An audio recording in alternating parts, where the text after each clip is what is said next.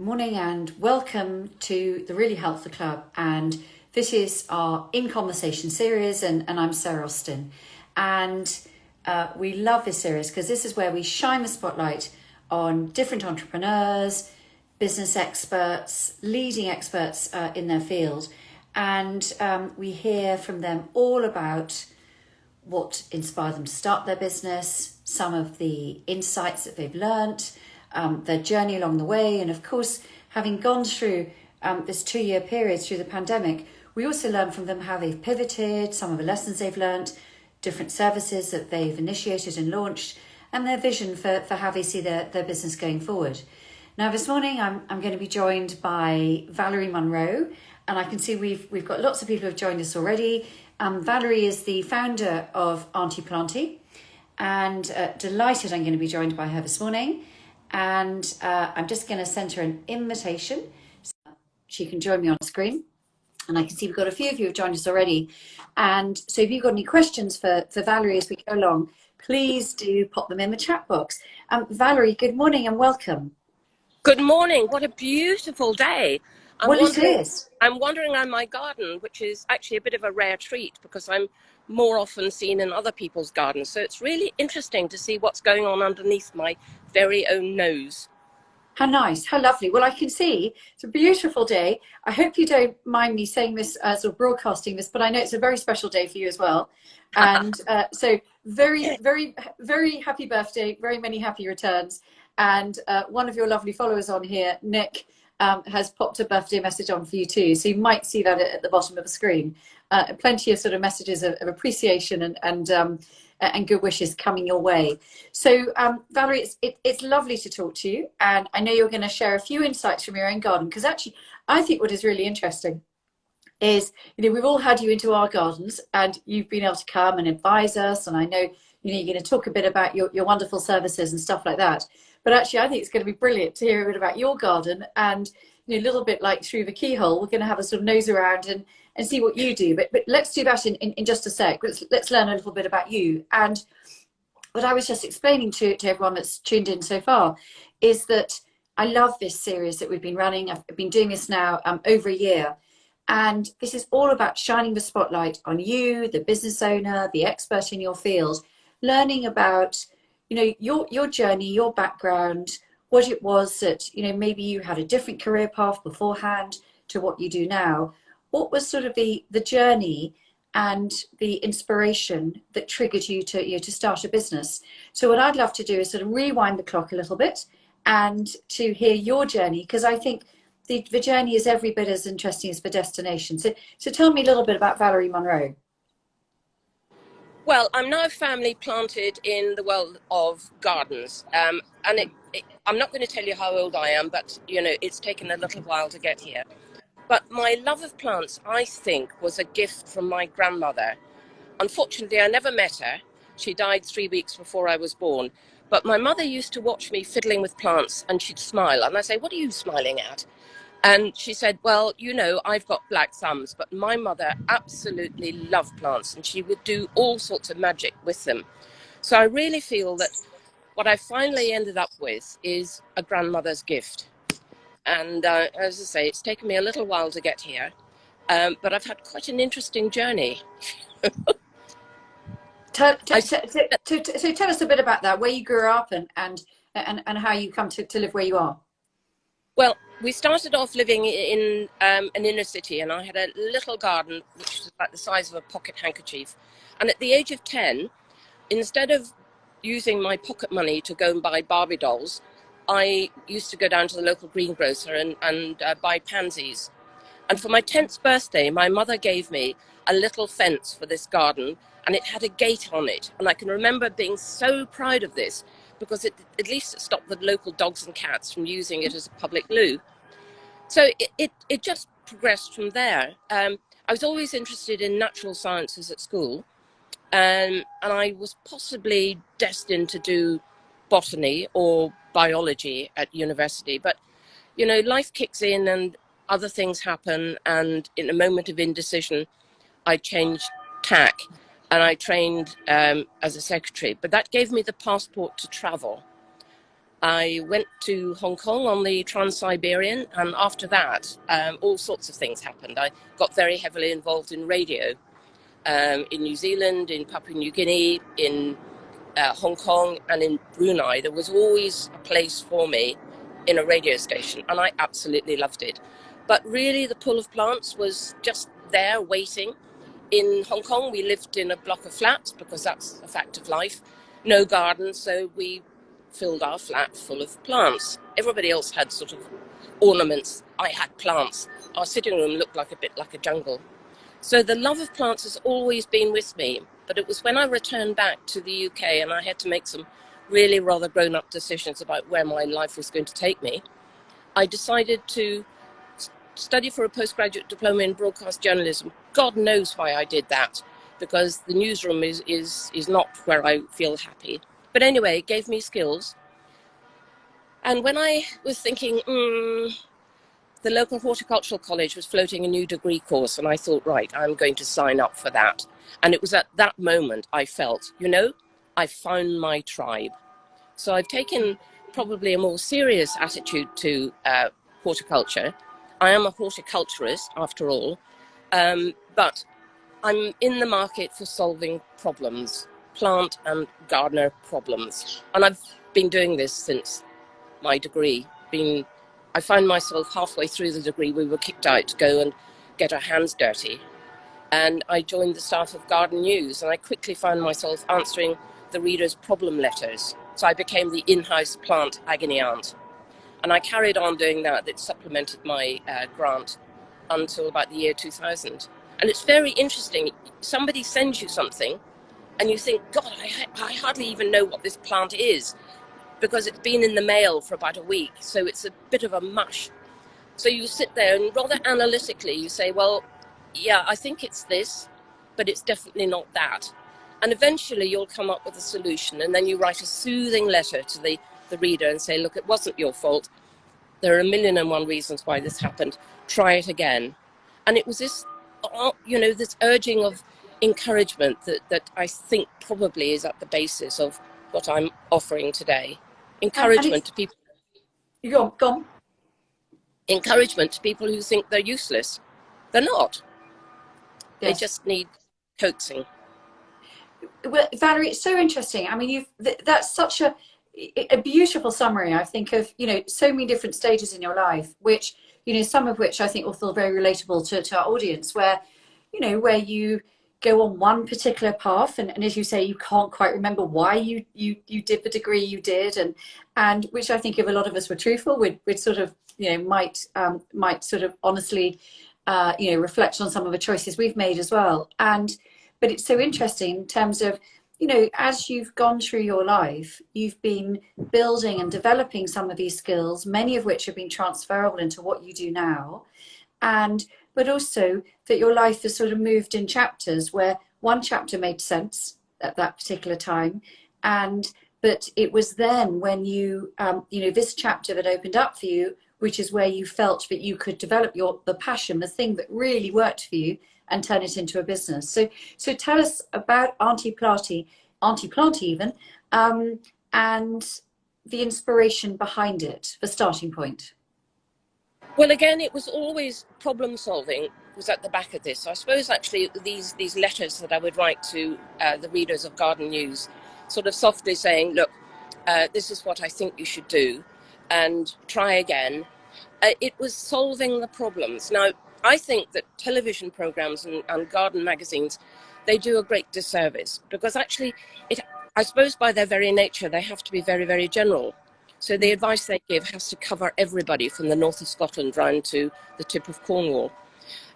What I've been finding is that people will blindly follow advice in a magazine, and it's totally unsuitable for their own backyard. The light isn't right, the soil is different, and once you sort of turn on the light, that you have to sort of make these considerations. Feeding plants is one that I come across over and over again. I see a plant and it's obviously aching for some food. Now, I can tell from the leaves exactly which nutrition is missing. And I say, oh, do you feed your plants? No, didn't think I had to. Oh, do you have children? Yes. Do you feed them? Well, of course I do. I said, and then I'll explain exactly the sort of plant food that is relevant to them and what will work. And, you know, gee whiz, a plant that is well fed and watered will respond fantastically. And this is probably one of the biggest light bulb moments. And light is another one. Oh, I didn't know it needed sunlight. So everything is very gently described, no waggy fingers, but it's just encompassing the desire to learn more and pointing people in the right direction. I cannot tell you how much joy I get when I see the light bulb moment. And it doesn't happen at the same time every time, but it's there, and it's really what drives me. It's so lovely to hear you talk, and what I love, Valerie, is that no conversation with you is ever complete without a piece of advice about some aspect of my garden and learning a little bit about plants. And so, you know, you're a problem solver for, you know, people and their gardens. But, you know, tell us a little bit about the services that you offer at Auntie Planty. So, you know, here I am listening to you. You're clearly, you know everything and beyond that. You know, you need to know about someone's garden, about plants, you know, more than any of us could ever hope to learn in a lifetime. So we know you know what you're talking about. We know you're passionate about it. So why would I come to you, and what sort of services do you offer? Well, the clue or the cue that I ask people to listen out for: do you have a friend who stands at the kitchen window and looks out and think, God, I wish I knew what I was doing? Take that person's name and address quickly and let me know, because it's opening doors, it's opening windows, and it doesn't matter how big or how small the garden is. Even if it's a pot, there are things that you can make the most magnificent successes with. It's just understanding a few really basic rules. And, oh, I didn't know that. Oh, that's fantastic. And I keep getting sent photographs. This is what's happening in my garden now. So it's really, the problem could be that the gardener wants to learn but doesn't know where to start. It could be that there's a plant that is just withering in front of them, and they just don't know what's happening. So I will get called in for a plant, and then I will walk around the garden and then have a look at, and we'll discuss various other plants. But there's no criticism here. It's not you're doing it wrong. That is absolutely not the case. So describing how a pest or a problem got there paves the way for a greater understanding of how to get rid of it or control it. When I walk around, I take all the notes, so that the garden owner, all they have to do is listen, because I think it's very hard to have all of this new and possibly a little bit technical information coming their way, to process it, to write it down, to listen for the next little gem. And I then go home and I distill these notes into an action plan, and it could be something that needs doing immediately, or it could be something that they can actually work to in the months to come. It's their action plan, it's not my action plan. Everything is written up specially for that garden and that gardener's talents and those plants that are in the garden. I can also recommend tools. Because I'm a chartered horticulturist, I have to work very hard every year to keep my chartership going. So I'm very much in tune with industry and developments and new products and things like that. So I'm very well placed to, advise on the efficacy of new stuff. And it may not work, or, keep on going with the old stuff. So to say I'm a mine of information, I have to say that my technical information is absolutely up to speed, because it has to be. Because if I fail my CPD every year, I have my chartership whipped off me. Yes.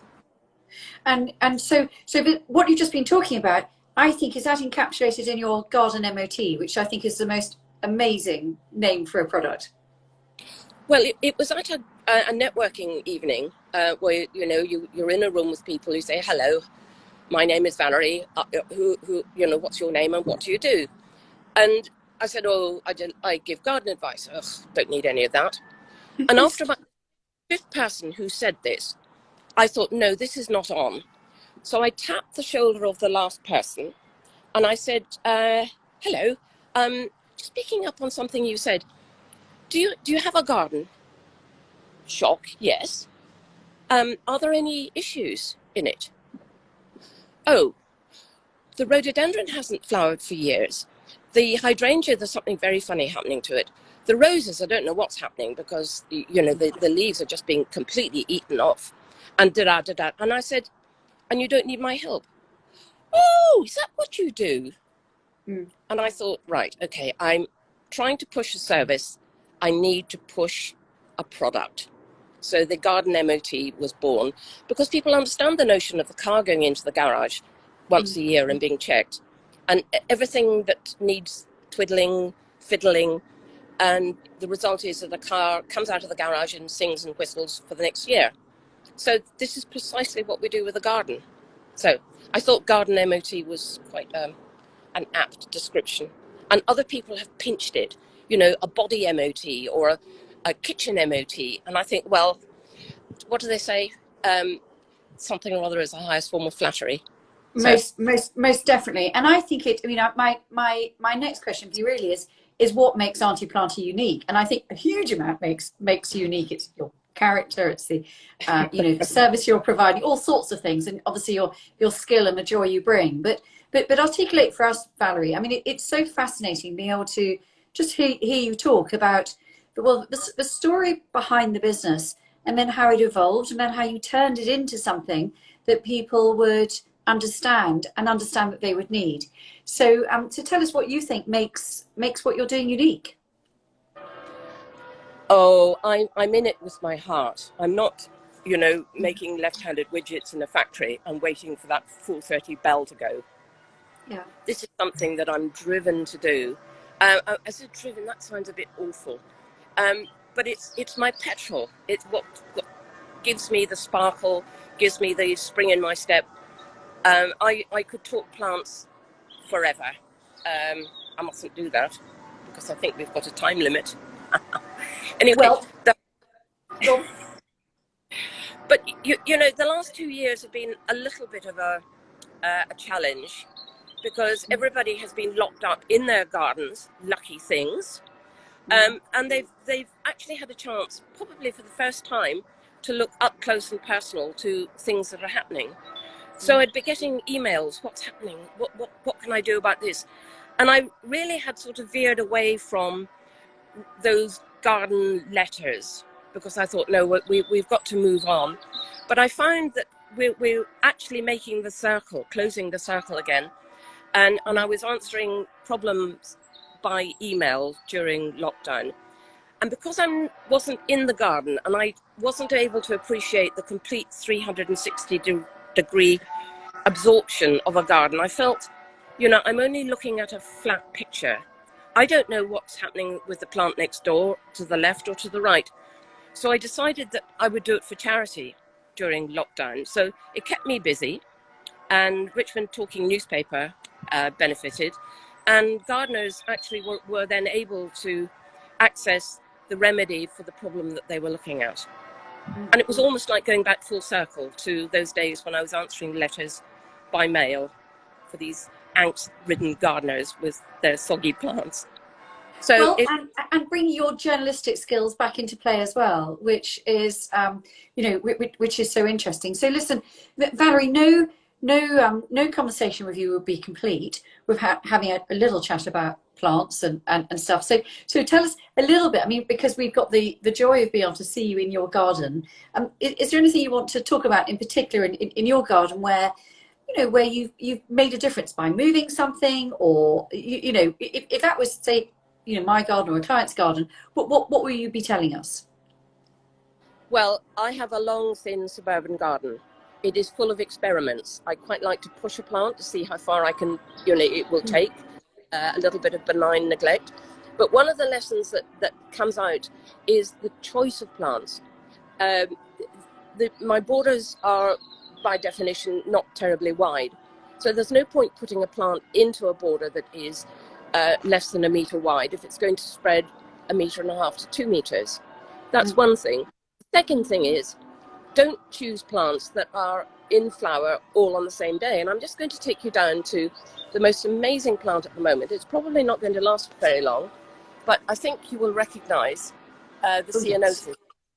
And it's absolutely amazing. It is alive with bees. I can't tell you how many. They are just loving it. Now, this ceanothus is, I think, the plant of May. It's come through a little bit earlier than normal, but there again, this is climate change. So if your gardening book tells you that this is going to flower in a certain time, I would say don't believe a word you read, because climate change, well, these books were written, 10, 15, 20 years ago, and actually the whole has gone around. And plant growth is driven by temperature. So if it's warmer earlier, the plants are not going to wait for the calendar. They're going to, woohoo, right, we're ready to go. So this is absolutely amazing. Ceanothus. Now your ceanothus is just blooming. It's looking beautiful. I wish mine looked like that. So what are you doing to that to make that flower so well? I'm feeding it. Okay. And what are you feeding it, Valerie? I have devised, I've gone through all of the plant foods. People are actually very well aware of looking at food labels, and I suggest that they should look at plant food labels as well, because nitrogen, phosphorus and potassium, they all have a different job to do, and that NPK ratio is written on the outside of the pack. There is no one universal plant food. There is a plant food that has an amazing name. It's got too much nitrogen in it, so you get wonderful leaves and no flowers, or fewer flowers. So the one that I recommend is slow release. It's got a very high input of potassium, which is really needed for producing beautiful flowers. And one application will last for 6 months. Easy peasy, spring and autumn. Goodness me. And is that pretty generic? I mean, obviously you put that on your ceanothus, but would you apply that to all your flowering plants in your garden? I just apply it to everything. Here you are, boys and girls. Have a feed. And also paying particular attention to pruning. You cannot go into the garden and prune all your plants at the same time. It just doesn't. The rule of thumb is prune immediately after flowering. So the ceanothus that is looking so wonderful, I'll take you back, will have a light trim after it's finished flowering. Where are you? There you are. Ooh. There it is. We've got it. Okay, yeah. And I think that understand the plant's needs. Some plants need more water than others, but all plants need feeding. And just be careful about when the exact moment you prune, because if you prune a hydrangea, no, forget that. If you prune a summer flowering plant, spring flowering plant, at the beginning of the year, you will cut off all the flower buds. Summer is a bit more dicey. You've got to be a bit more specific. Hydrangea is the one exception to that rule. You prune them early in the year of flowering. And Valerie, what I love about your MOT and the services and how you help your clients is that, there's so many services out there where people basically just come in and do it for you. And so you're taking the stress out, but you're having an easy life, as it were. What I love is that you insist that the client gets involved. So talk about that. Well, there is no guarantee that the people you hire to come in and do your gardening, that they know what they're doing.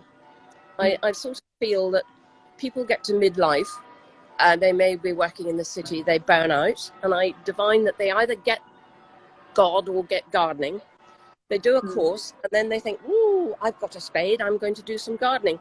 And there's more to it than that. You just can't just learn everything all in one go out of one book. You've got to get your hands dirty. You've got to understand what you're looking at. So for me, it's much better for the garden owner to come in and get grounded, as it were. Get your hands dirty, understand, get up close and personal, talk to your plants if necessary, and just catch the pests and diseases before they actually do any real damage. I've just been having a look at some roses here, and I realise, of course, that the aphids are at work. I've got a beautiful rose here, and the aphids are actually gathering on the new growth. So I must do something about that. And if somebody wants an organic solution, I'm very, very happy to come up with a remedy that will work for their garden philosophy. There's no point me saying, oh, you've got to use all these garden chemicals. No, if they want an organic route, I will find a route for them. But there is a sort of health warning. You have to keep doing it. Whereas a garden product for aphids, the effect will last for about 2 weeks. So it's all time. It's all the amount of effort you want to put in. And I really would rather the garden owner was in there. It's not for everybody. But I think it's incredibly therapeutic, isn't it? And so now we've got quite a few people watching. Got some lovely comments coming on here. In particular, one of our followers talking about loving the church bells, which we've got this beautiful sound going on the background. So very nice to hear that, Valerie. Well, this is the Wren Tower. This was a church that was Christopher Wren built in the city. It got deconsecrated, and then in World War II, the tower was actually, sitting up like a big thumb. So they took it down brick by brick and brought it out to Twickenham, and it's now with All Hallows Church, which is at the end of our street. So that was bell practice. We're hearing direct from them. So thanks for that. And so look, anyone who's watching this, you've got an amazing expert with just years and years of experience in front of you. So if you've got a question you want to ask Valerie, or if you've used her services and you've had one of these MOTs that she's talking about, please just pop it into the comments box, because we want to hear from you. We want to hear your questions. We also want to hear your thoughts and appreciation for Valerie too. So do pop those into the comments box. And I know plenty of you wishing Valerie a happy birthday, so which is also lovely. And so Valerie, I mean, your expertise, your knowledge, your passion is just, I think, second to none. But you're also running a business, and I know you've been running a business very successfully for a long time as well. So maybe we can sort of drill into that a little bit. And what do you think is the sort of single greatest thing that you gain? What's your most rewarding aspect of running your business? Well, my goodness, I mean, I'm working with my tribe, so I feel that anybody that I meet, the plants, the people, it's just absolutely terrific. But the lessons that I've learned along the way is, don't be too fixed in what you're doing, because something will happen, a door will open, and if you're staring too long at the horizon, you're going to miss the opportunity that happens just under your nose. And go with your heart. Don't do anything that you absolutely hate. And I would also say, and this is something I'm very, very bad at, if you can delegate, delegate. There are 3 Ds. There's do it, delegate, or dump it. Because I would actually have better time management if I followed my own advice. Yes. Wouldn't we all? But I think that's an excellent mantra by which to run any business, and in fact kind of apply to life in general. So I think that is really honest about yourself, but also I think possibly the most valuable advice that anyone could give someone. And focus on what you're really good at, and don't miss that horizon, don't miss the bigger, wider opportunity, because it's very easy to get, I think, bogged down in too much detail and too much, what's right in front of your nose. And so important to keep that sense of direction about where you're going. But I think the joy as well, the joy of what you're doing is, I know, so important to you. Yes, and I would almost say the opposite of that. Don't spend too long staring at the horizon, because you miss the opportunity to come at your feet. So I suppose it's a. But if I had been half asleep for half of my journey, I wouldn't be doing half of the things I'm doing today, because opportunity knocks. I know they had an awful television program named that, but it was. It's true. Sometimes just a chance conversation will open up a whole new world. Yes. Be prepared to listen. Yes, I couldn't agree with you more. Which, I mean, you talked a little bit about networking sort of earlier on and meeting people, and I think it's such a really important message, is that talk to people, learn about people, understand them, and don't turn things down. go and go and get to know people. You never know what's the worst that can happen, and which I think is so important. And so Valerie, it's you've been doing this a long time. You've adapted brilliantly during the pandemic. A service where you had to go into people's gardens, obviously, direct sort of, entering into people's homes and into their gardens, which obviously, as you explained, you've managed to create and develop new services, around that. But here you are, leveraging off this amazing sort of years and years of expertise. If we were to meet you in your garden in front of an even more blossoming ceanothus this time next year, and your roses and so forth, what do you think you'd be talking about then? Where do you want to take Auntie Planty in the next 2, 3, 5 years? What's your vision of what next? What's your chapter? Well, I think I really want to close the circle on the broadcasting medium. Now, I'm never going to get invited into Gardener's Question Time, because that's a very, very tight circle. I could call it the Gardening Question Time Mafia. You won't get in. So there's no reason why you can't actually start your own. And I started tentatively. It was Nick Blanchard. I will name him because he actually put an enormous boot up my bottom. Said, "Why don't you do this?" "Oh, yes, I'm thinking about it." "No, do it." "Oh, okay." And I was just prepared to procrastinate. "Okay, so when are you going to do it?" Zoom meeting, that's all the thing. "Oh, well, maybe next week." "No, you've got to tell me when." And I thought, this is happening on a Monday. I thought, Thursday is sufficiently far away for me to, change my mind. "No, all right, Thursday, what time?" And I went, oh God, 1 o'clock. And it was the best thing that anybody has ever done, is to absolutely stand beside me and say, do it. And it's beginning to develop quite nicely, and I will start again regular sessions. I float it with a topic and then open up for questions. I'd quite like to do more of that. Yeah. And well, it allows you. I mean, I know that you're based around Surrey and southwest London, but it allows you to be able to leverage the reach and share your knowledge with people beyond that, where it just wouldn't be practical for you necessarily to be getting to them if they're the other side of the country, perhaps. Exactly. And as the price of petrol is going up and up and up and up, my Scottish husband is not quite rationing me. That would be an answer. Well, it also, I mean, maybe someone's had the MET with you, which I can highly recommend. It's amazing. But maybe you've had that, so it's a full-on annual service, as it were. But then you've just got a question, so you want to tune into the Zoom call, and also it's that thing about being with your tribe again, isn't it? And there you are, taking interest in your garden, and allows you to get to know some like-minded people as well. Couldn't have said it better myself.